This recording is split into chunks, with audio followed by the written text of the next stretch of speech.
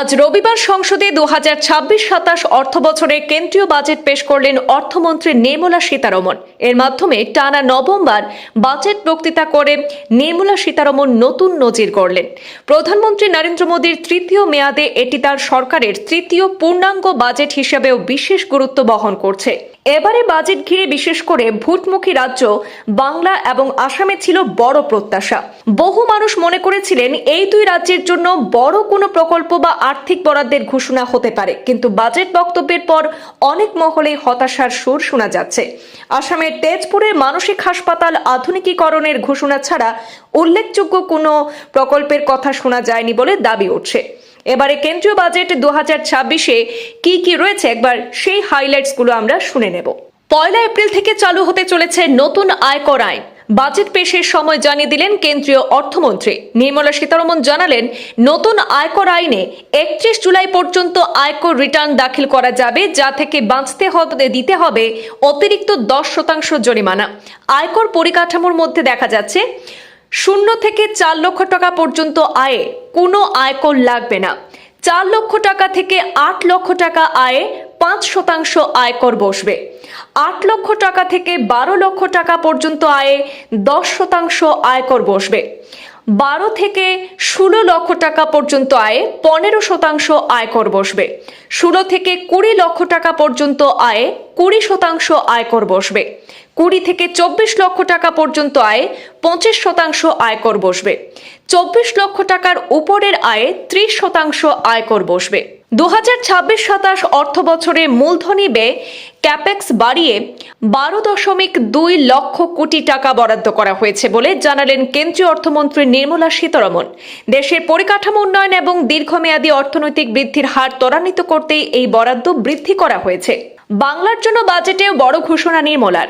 ডানকুনিতে তৈরি হবে পণ্য পরিবহনের জন্য বিশেষ করিডোর, তা তৈরি হবে সুরাটেও।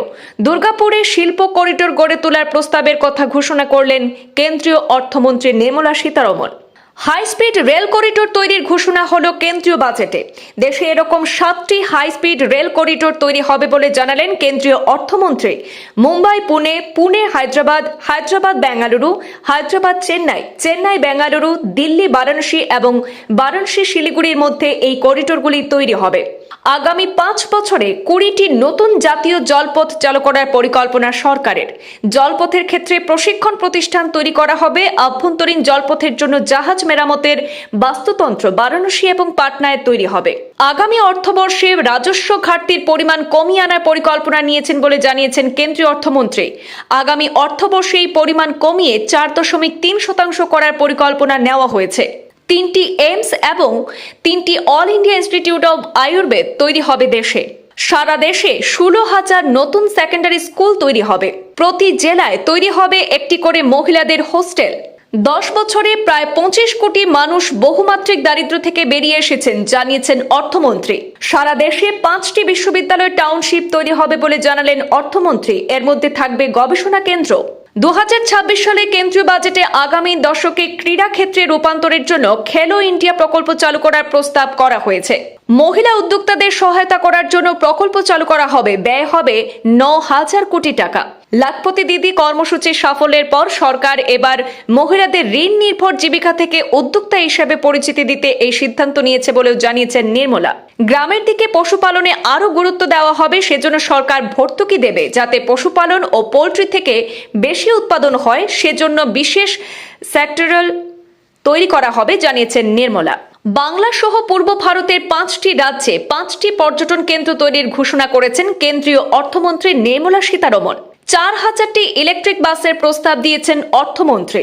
বাজেট 2026-এ 3টি সর্বভারতীয় আয়ুর্বেদ ইনস্টিটিউট স্থাপন করা হবে বলে জানিয়েছেন নির্মলা সীতারমণ। পাশাপাশি আয়ুষ ফার্মেসিগুলি নিয়েও ঘোষণা রয়েছে বাজেটে। 17টি জীবনদায়ী ওষুধের উপর থেকে শুল্ক মকুবের প্রস্তাব।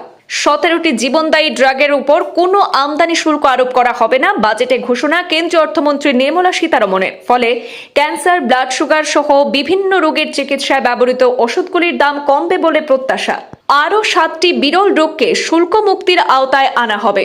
রাঁচি এবং তেজপুরে অবস্থিত জাতীয় মানসিক স্বাস্থ্য প্রতিষ্ঠানগুলির আধুনিকীকরণের প্রস্তাব। আয়ুর্বেদের 3টি সর্বভারতীয় প্রতিষ্ঠানের প্রস্তাব জানালেন অর্থমন্ত্রী।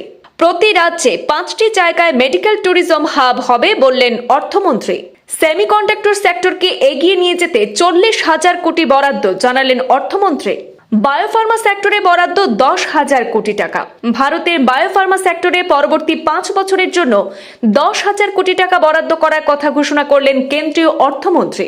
সেন্ট্রাল ড্রাগ স্ট্যান্ডার্ড কন্ট্রোল অর্গানাইজেশনকে আরও শক্তিশালী করা হবে জানিয়েছেন অর্থমন্ত্রী। মহাত্মা গান্ধীর নামে প্রকল্প চালুর ঘোষণা, বাজেটে বড় চমক নির্মলার।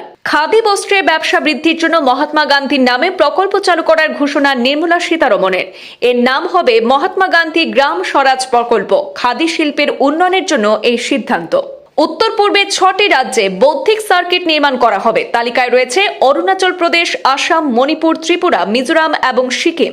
তথ্য প্রযুক্তিতে ব্যয় হবে 55,000 কোটি টাকা। রেলের উন্নয়নে ব্যয় হবে 1.5 লক্ষ কোটি টাকা। আত্মনির্ভর ভারত অভিযানে ব্যয় হবে 1 লক্ষ কোটি টাকা। নতুন রেলপথ নির্মাণে ব্যয় হবে 60,000 কোটি টাকা। সড়ক ও রাষ্ট্রীয় সড়ক নির্মাণে ধার্য হয়েছে 1.1 লক্ষ কোটি। বিমানবন্দর উন্নয়নে ব্যয় হবে 35,000 কোটি টাকা। নগর উন্নয়নে ব্যয় হবে 50,000 কোটি টাকা।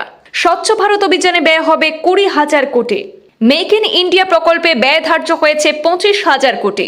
গ্রাম উন্নয়ন বিভাগের উন্নতিতে ব্যয় ধার্য করা হয়েছে 2,73,000 কোটি টাকা।